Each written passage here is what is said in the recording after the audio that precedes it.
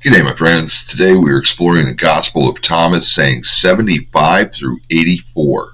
Before we begin, I would like to share something curious with you.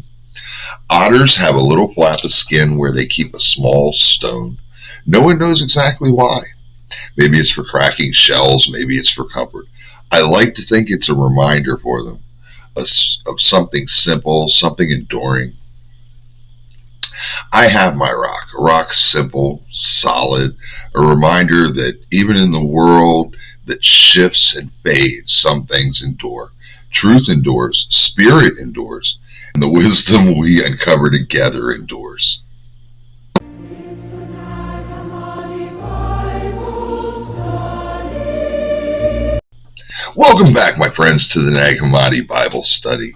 Today we're opening sayings 75 through 84 of the Gospel of Thomas. Now, this isn't just another set of verses to skim through while sipping your coffee. These sayings form a kind of spiritual gauntlet. They're dense, they're disorienting, and they demand you lean in with more than just your ears. Think of it like this. Jesus here isn't acting like a preacher handing out bullet points for your notebook. He's more like a Zen master with a mischievous grin, dropping riddles that feel almost like pranks. But every riddle hides a key, and the keys aren't for heaven's gate, they're for the locked rooms of your own soul. We're going to hear him talk about treasure, not the pirate chest kind, but treasure buried in the ordinary, hiding right under your feet.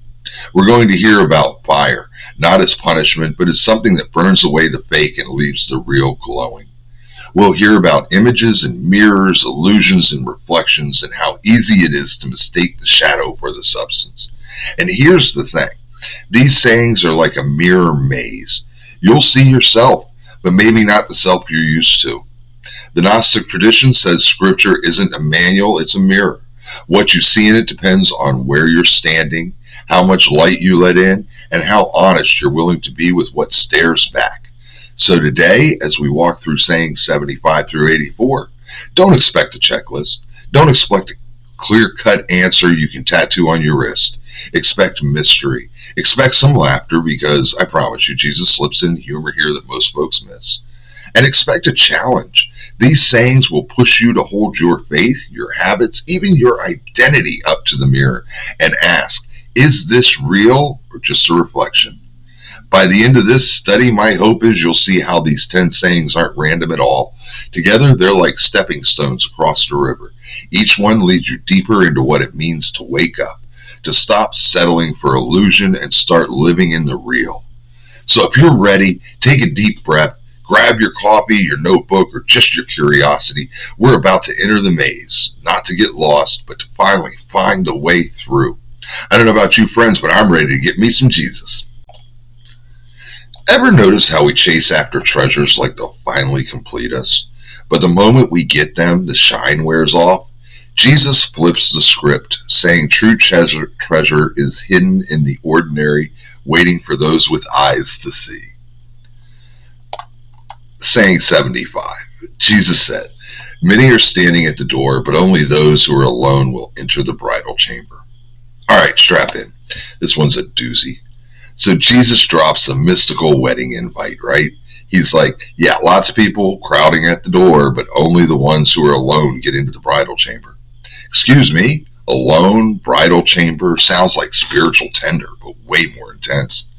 But here's the thing. This isn't about a literal wedding suite at the Motel 6 of heaven. No, this is Gnostic poetry at its finest. Many are standing at the door. That's everyone who's dabbling. Folks who hang around religion, who quote verses, who love the vibes but don't want the transformation. They're near the threshold but not stepping through. It's like living on Instagram Reels about the gym but never actually working out. Spiritual tourist. Only those who are alone will enter the bridal chamber. Alone here doesn't mean lonely. It means undistracted, undivided, stripped bare of the ego entourage. Alone is about purity of heart, singular focus. You bring nothing but yourself, no baggage, no show, no crowd cheering. You only. And the bridal chamber? That's not a literal honeymoon suite. That's the sacred union of your soul with the Spirit. the inner marriage, the alchemy where divine sparks and human embrace and become whole. It's intimate, it's transformative, and it doesn't happen in a crowd. In Gnostic thought, salvation isn't a stadium event. It's personal, internal, secret.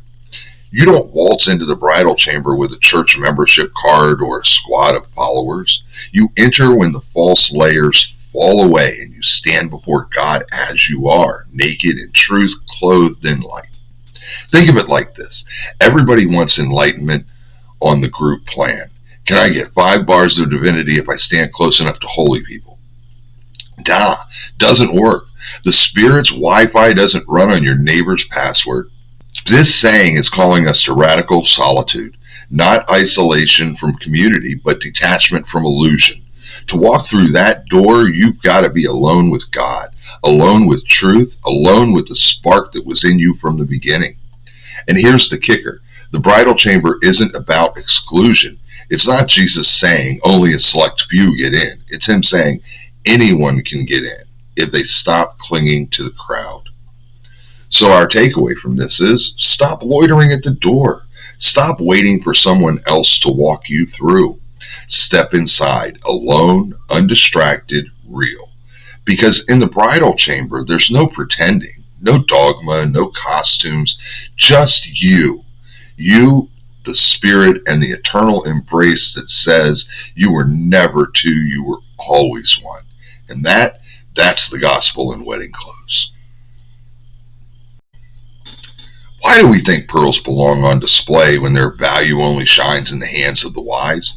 Jesus warns that some truths are too sacred to be tossed into the mouths of swine. Saying 76, Jesus said, "The kingdom of the Father is like a merchant who had a supply of merchandise and found a pearl. That merchant was prudent. He sold the goods and bought the single pearl for himself. You too seek his unfailing and enduring treasure, where no moth comes near to devour and no worm destroys."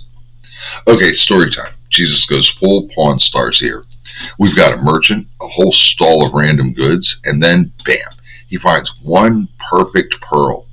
What does he do? He sells off the dollar store junk, cashes in on all the trinkets, and buys the one thing worth keeping. That's the Gnostic way. All the noise, all the stuff, all the clutter, it's nothing next to the pearl of divine truth. Let's deconstruct this. The merchant, that's us. Hustling, gathering, trading in distractions, piling up achievements, opinions, theology books, Pokemon cards of the soul. The supply of merchandise, all the things we think matter. Our pride, our trophies, even our half-baked spiritual practices.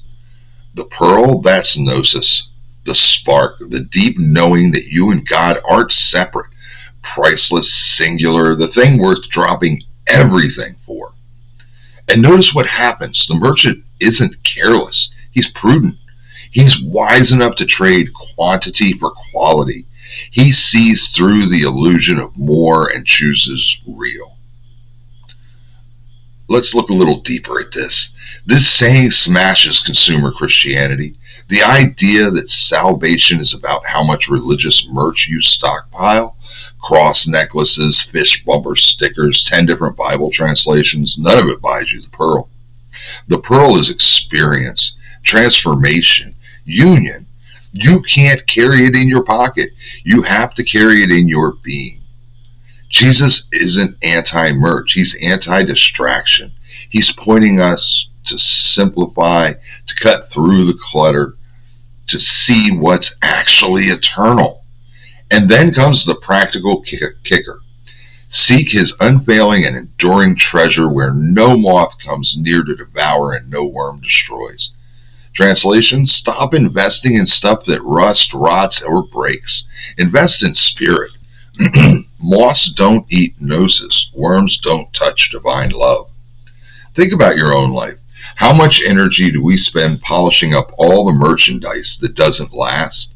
Jobs, arguments, Facebook likes, even reputation. Jesus is like, cool collection, too bad it all burns. The pearl is what endures, the spark, the truth that God is already within you. That's the one treasure that doesn't fade. and it's worth trading everything else for. So our takeaway from this? Be the prudent merchant. Sell off your distractions. Cash in your illusions. Buy the pearl. Because in the end, the pearl is not just treasure. The pearl's you. The part of you that's eternal, untouchable, already whole. And that's better than any pawn shop bargain. That's the kingdom. We keep searching for God out there in churches and rituals in the sky while missing the spark blazing inside us. Jesus tells us heaven, earth, and life itself are lit from within. Saying 77, Jesus said, I am the light that is over all things. I am all. From me all came forth, and to me all attained. Split a piece of wood, I am there. Lift up the stone, and you will find me there. Well, dang, Jesus, that's a flex. Not I know the light, not I saw the light, but I am the light. This isn't Sunday school Jesus in a bathrobe holding a lamb. This is cosmic Jesus, light over all things, origin, point, destination, the whole divine GPS system. Let's break it down. I am the light that is over all things. That's Jesus as more than a guy from Nazareth. He's identifying with the Logos, the Christ principle, the divine reality shining through all creation. Light isn't a metaphor here, it's the essence. I am all. From me all came forth, and to me all attained. That's a source and destination, Alpha and Omega. Everything that exists comes out of the light and eventually comes home to the light. Translation, you can't escape the Christ. Even when you think you're lost, you're swimming in him. Split a piece of wood, I am there. Lift up the stone, and you will find me there. And here's the kicker. No temples, no special robes, no holy sites required. You want to find Jesus? Grab a hammer, split some firewood. Pick up a rock. Surprise, he's already there. Now, let's look a little deeper. This is the anti-hierarchy verse. Gnostics loved this one because it blows up the idea that you need priests, institutions, or secret passwords to reach God. If Christ is in wood and stone, he's in you too. He's in the mundane, the overlooked, the ordinary. And here's the wild thing. This saying is basically Jesus making the sacred secular divide. You don't have holy places versus normal places. You don't have sacred work versus regular work. Everything is shimmering with Christ's light if you've got eyes to see it. Our modern spin, we keep trying to find God in church buildings, YouTube sermons, or whatever spiritual influencer is trending. But Jesus is like, buddy, I'm literally under that rock you just stubbed your toe on. It's intimate, it's imminent, it's everywhere. And here's where it gets spicy. If Christ is in the wood and stone, he's in your neighbor you can't stand. He's in your own messy reflection in the mirror. He's in every breath you take, every step you walk, every moment you thought was too boring or broken to matter. Stop waiting for God to show up in thunderbolts and special effects. God's already here, in the ordinary, in the dirt, in the stone, in the wood, in you. You don't have to go find the light. You just have to notice it. Because Jesus isn't hiding in temples. He's hiding in plain sight. And when you realize that, the whole world becomes a cathedral. Some truths hit harder than swords, but we expect prophets to be polite. Jesus reminds us that those who speak truth cut deep because that's how transformation begins. Saying 78. Jesus said, why did you come out to the countryside? To see a reed shaken by the wind? To see a person dressed in soft clothes like your rulers and powerful ones? They are dressed in soft clothes, but they are unable to know the truth. This one's Jesus throwing shade. Picture it, people were flocking out into the desert, hungry for some wild new teacher, expecting spectacle. And Jesus is like, what'd you come out here for, a fashion show? Some influencer in silk robes, a reed shaking in the wind? Nope, he's making them check their motives. A reed shaken by the wind? That's a symbol of weakness, of people swayed by every trend, every opinion, every little gust of culture. The reed has no roots, no backbone, no depth. A person dressed in soft clothes, That's the elite, the rulers, the ones with status symbols and fine appearances. They look impressive, but Jesus drops that.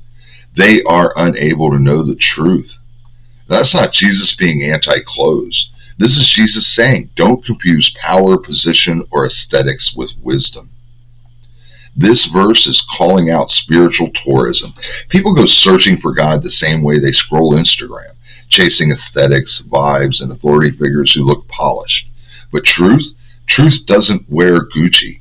Truth doesn't care about trending robes. The Gnostic read here, the real teacher, the real Christ, isn't in the pomp. He's in the raw wilderness.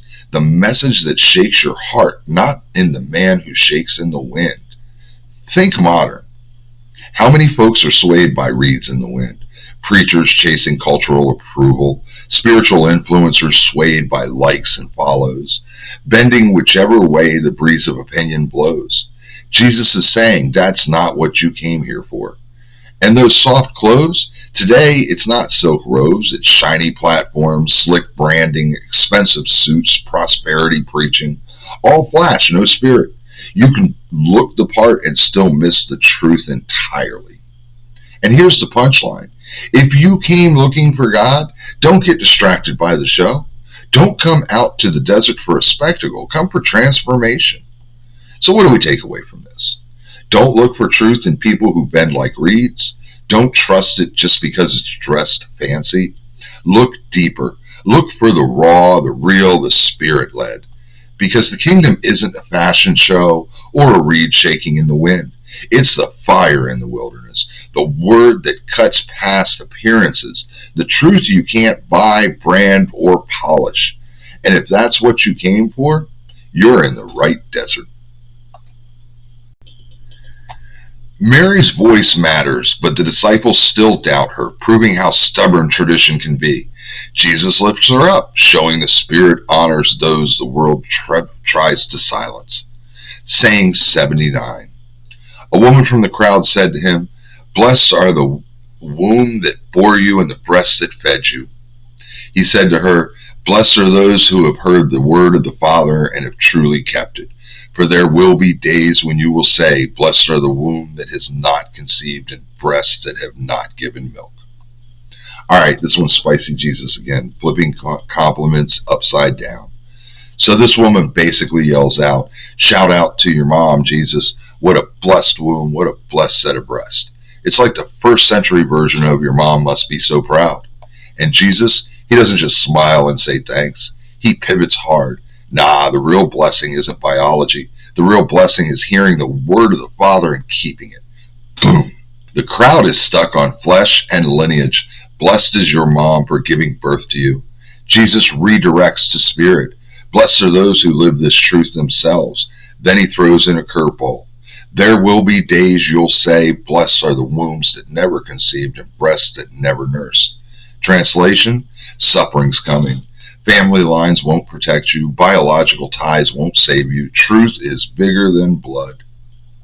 In a world obsessed with ancestry, inheritance, and bloodlines, Jesus is reframing blessing. It's not about being born into the right family. It's not about who your parents are. It's about what you do with the world when you hear it. In a world obsessed with ancestry, inheritance, and bloodlines, Jesus is reframing blessing. It's not about being born into the right family. It's not about who your parents are. It's about what you do with the word when you hear it. That's radical in the first century. Heck, it's radical now. Churches still get tangled up in heritage, tradition, and who raised who. Jesus is like, cool story, but obedience to spirit matters more than pedigree. And the prophecy part, blessed are the barren. That's a warning. When chaos comes, persecution, suffering, collapse, people will see not having kids as a mercy. It's Jesus being brutally honest. Following truth isn't a picnic. The future generations may envy those who didn't bring children into the storm. In our modern spin, this saying slices through two illusions. That holiness is inherited. It's not, it's chosen. That family equals salvation. Nope, Spirit's family is bigger than blood. What can we take away? Don't rely on your roots, grow your own fruit. Blessing isn't about wombs or breasts or bloodlines. It's about spirit, obedience, and truth lived out.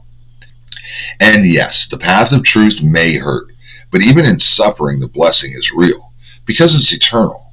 So Jesus isn't dishonoring his mom here. He's leveling the playing field.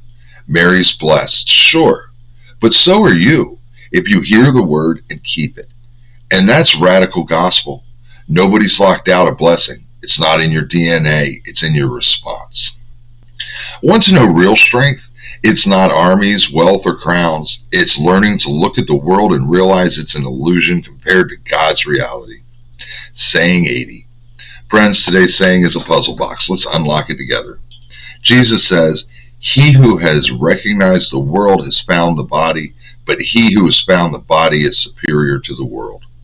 At first glance, this almost sounds upside down. Shouldn't the world be more important than the body? But here's where Jesus is using metaphor to reframe everything. Recognizing the world, this isn't just about seeing trees, mountains, or shopping malls. It's about perceiving the system of illusions, the way society distracts us with wealth, power, and fear. To recognize the world means to see through its tricks. Finding the body. In Gnostic thought, the body isn't just skin and bones. It's the vessel of spirit. To find the body is to claim ownership of your own being, to realize this body is mine to use for light, not the world's to use for chains. Superior to the world. Once you have reclaimed your body, the world no longer rules you. You're not trapped by comparison, jealousy, politics, or possessions. You are free. Think of it like unplugging from a toxic online feed. At first, you notice the noise, the endless ads, the fights, the outrage. That's recognizing the world. Then you realize your hands, your breath, your presence here in the now. Your body is real, grounded, alive. That's finding the body. And suddenly that feed has no power over you. You are superior to it. Or, as I like to say, find your body, own your story, and you become unshakable. Jesus is pointing us to liberation. Freedom starts not by escaping the world, but by truly recognizing it, then centering ourselves in the body as the temple of spirit. Once spirit reigns, the illusions of the world lose their grip. So here's the takeaway. See through the world, discover your true self, and live as one greater than the illusions that surround you. And hey, if that feels heavy, remember, Jesus basically just told us, log off, touch grass, and breathe. Identity can be a trap. Titles, labels, possessions all slip through your fingers. Jesus says true greatness comes from shedding the mask until only the real self remains. Saying 81. He who has become rich should become king, and he who has power should renounce it. Here's another one that sounds upside down, maybe even contradictory. Jesus says he who has become rich should become king, and he who has power should renounce it. Let's dig in. He who has become rich, in Gnostic language, this isn't about bags of gold or bank accounts. Richness is inner abundance, wisdom, clarity, connection to spirit. If you've gained that kind of treasure, Jesus says step into your role as king. Not a tyrant king, but a sovereign, master of your own self, ruling your life with justice, love, and balance. He who has power should renounce it. This flips worldly ambition on its head. Earthly power, political, economic, or social dominance, isn't true power. It corrupts, enslaves, distracts. The real move is to renounce it, to let go of the ego that clings to control, and to live free of its chains. Imagine two leaders. The CEO, driven by wealth and power but never satisfied, clinging to control. The quiet teacher has no worldly status, but walks into a room and everyone feels calmer, wiser, freer. Jesus is saying the second is the true king, rich in spirit, ruling without needing to rule. And those who cling to earthly crowns, they've already missed the point. To live this out, we must shift from chasing power to embodying sovereignty. Richness of spirit isn't for hoarding, it's for radiating. Renouncing control over others allows us to rule the only kingdom we're meant to govern, ourselves. So here's the paradox. Become the king by being rich in spirit. Renounce power to walk in true power. Jesus basically said, rule yourself like royalty, but don't be a jerk trying to run other people's kingdoms.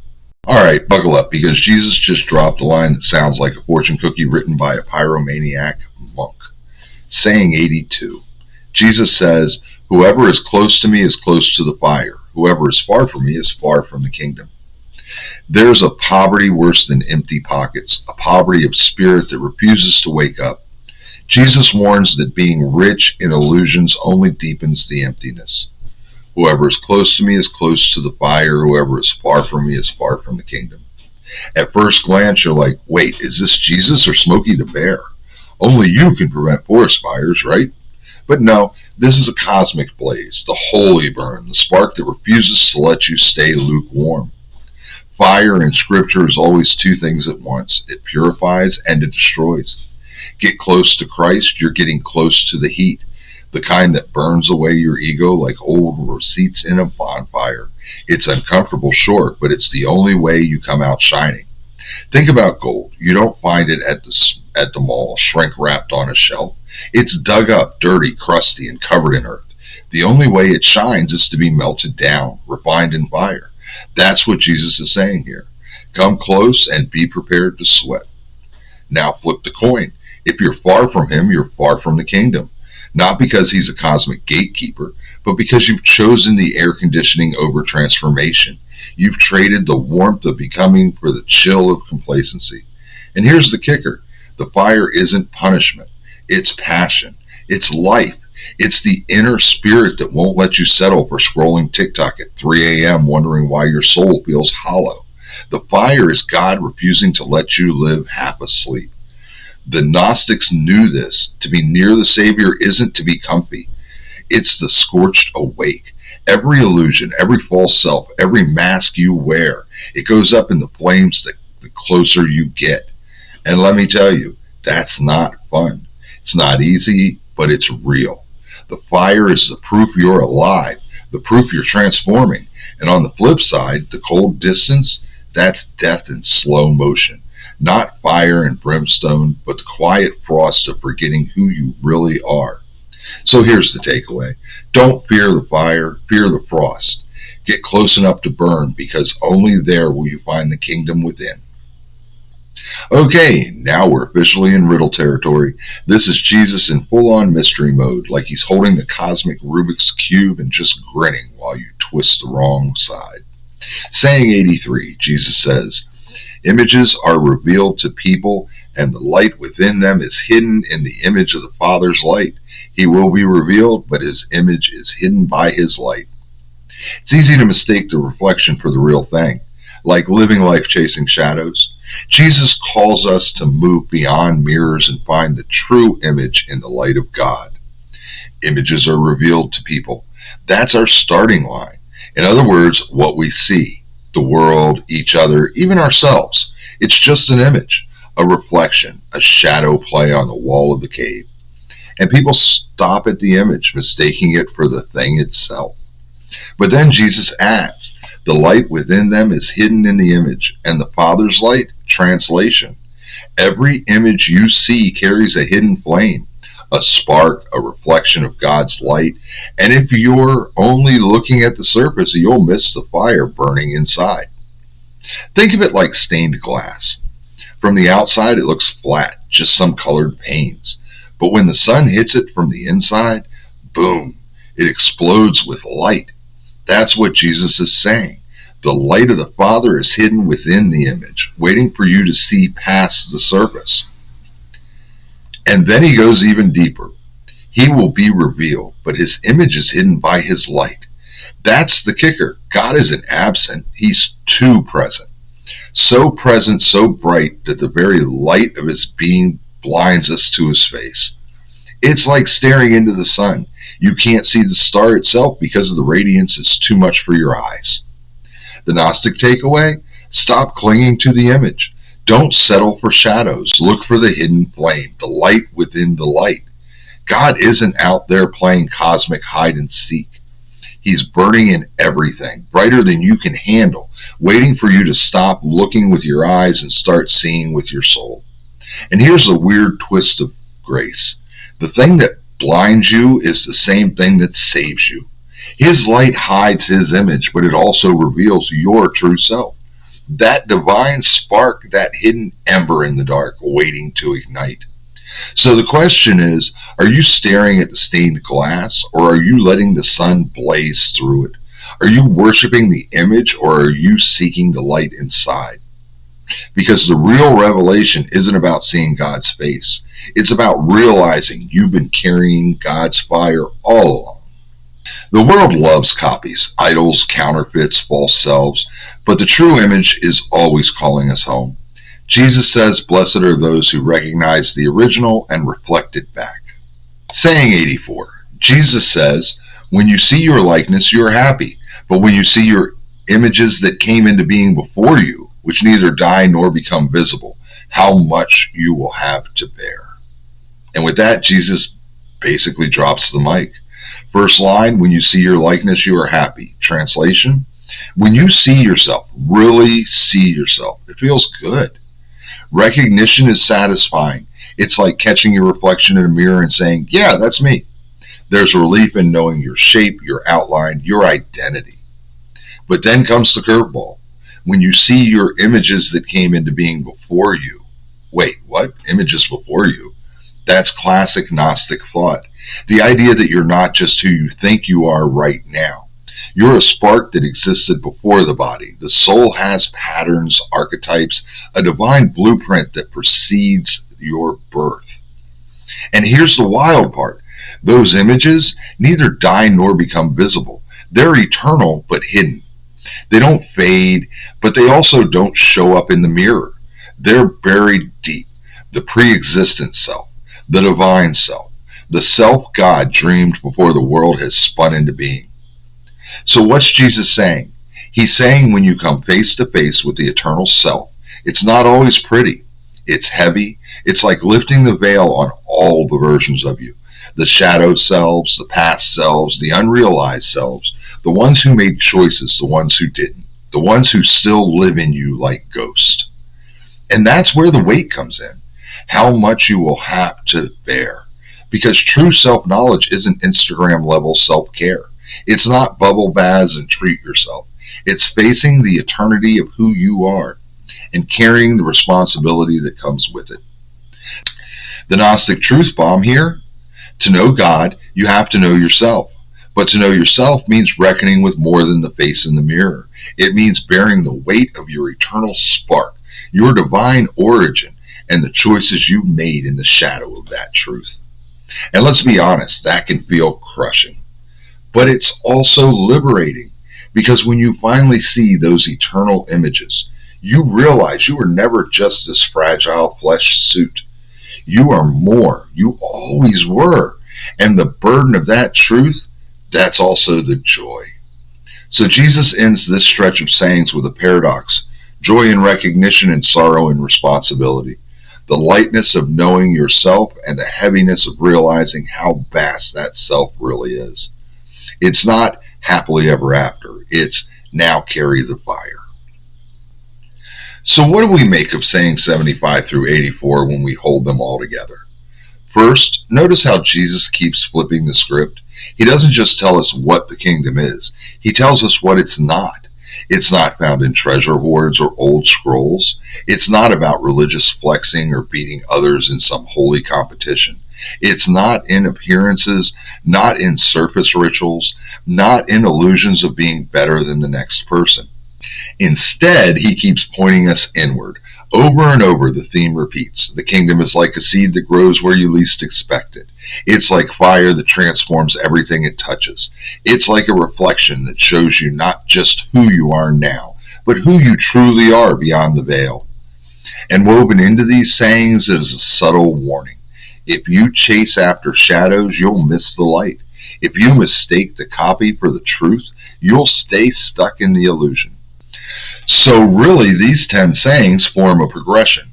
They start with the challenge. Stop seeking fulfillment in the wrong places.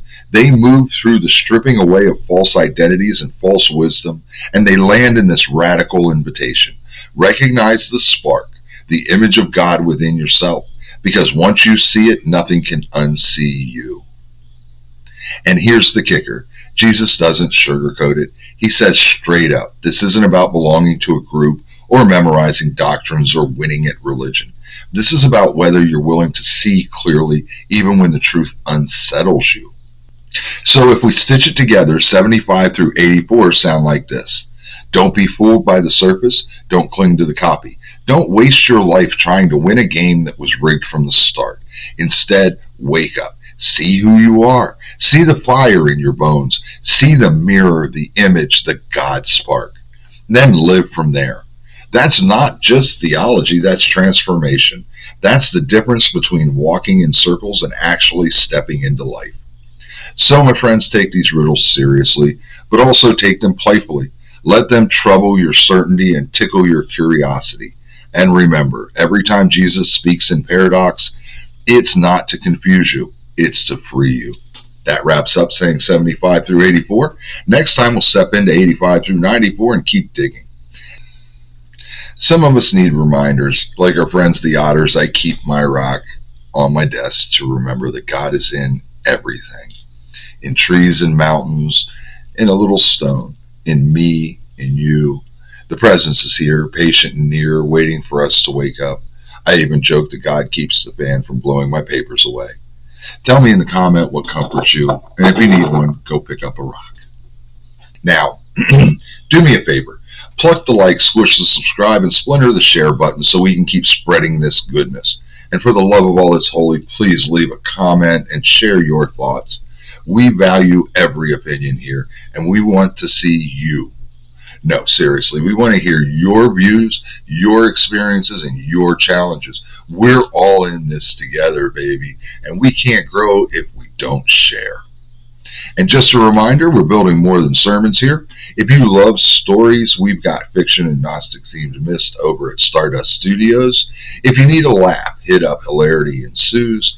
And if you want to dance with the spirit, check out AI Praise Project for Gnostic Christian music.